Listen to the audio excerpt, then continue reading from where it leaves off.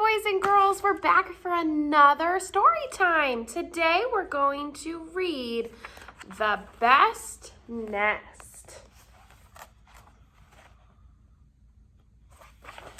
Mr. Bird was happy. He was so happy he had to sing.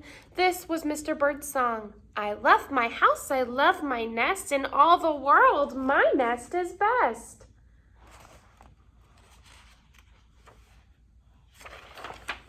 Then Mrs. Bird came out of the house. It's not the best nest, she said.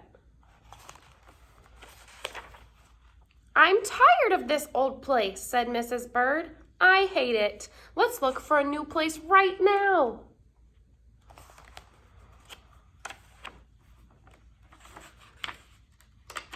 So they left the old place to look for a new one. This place looks nice, said Mr. Bird. Let's move in here. But somebody else had already moved in, so they looked at another house. This one looks nice, said Mr. Bird, and there's nobody in it.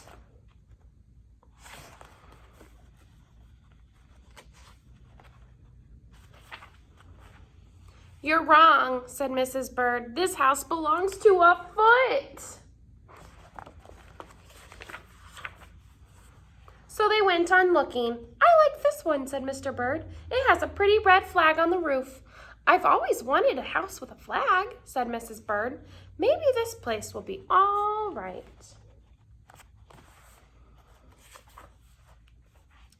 But it was not all right. I guess I made a mistake, said Mr. Bird. You make too many mistakes, said Mrs. Bird. I'm going to pick the next house. And here it is, right here.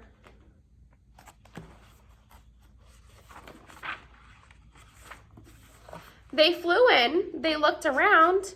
Isn't it too big? Asked Mr. Bird. I like this big place, said Mrs. Bird.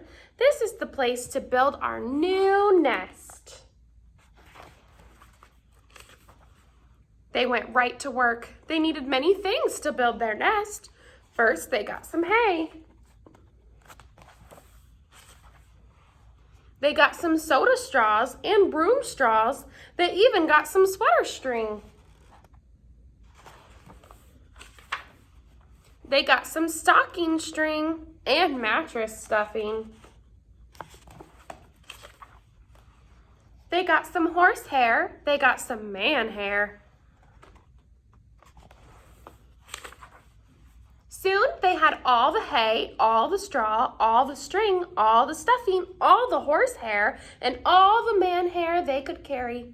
They took it all back to build their nest.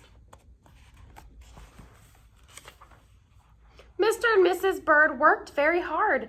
It took them the rest of the morning to finish their nest. This nest is really the best, said Mrs. Bird. I want to stay here forever. Mr. Bird was very happy too. He flew to the top of his house. He sang his song again. I love our house, I love our nest, in all the world our nest is best. He was so busy singing, he didn't even see Mr. Parker coming. Every day at 12 o'clock, Mr. Parker came to the church. Mr. Parker came to pull a rope. The rope went up to the bird's new nest.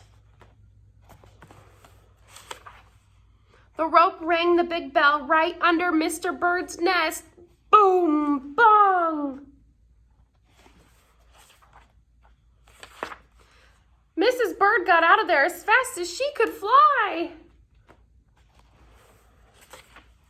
When Mr. Bird came in, all he could see was a mess of hay and string and stuffing and horsehair and man hair and straws. Where was Mrs. Bird? I will look for her until I find her, said Mr. Bird. He looked high, he looked low, he looked everywhere for Mrs. Bird. He looked down into a chimney, but Mrs. Bird wasn't there. He looked down into a water barrel, but Mrs. Bird wasn't there. Then he saw a big fat cat. There was a big fat smile on the fat cat's face.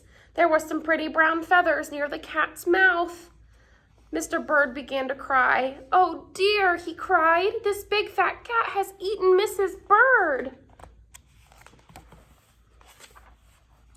Mr. Bird flew off. "I'll never see Mrs. Bird again," he cried.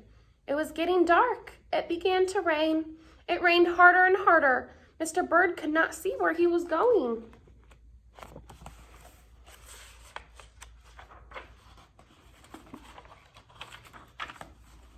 Crash! Mr. Bird bumped into something. It was his old house, that old house that Mrs. Bird hated. "I'll go inside," said Mr. Bird. "I'll rest here until the rain stops." Mr. Bird went in, and there was Mrs. Bird sitting there singing, "I love my house, I love my nest. In all the world, this nest is best." "You, here," gasped Mr. Bird. "I thought you hated this old nest."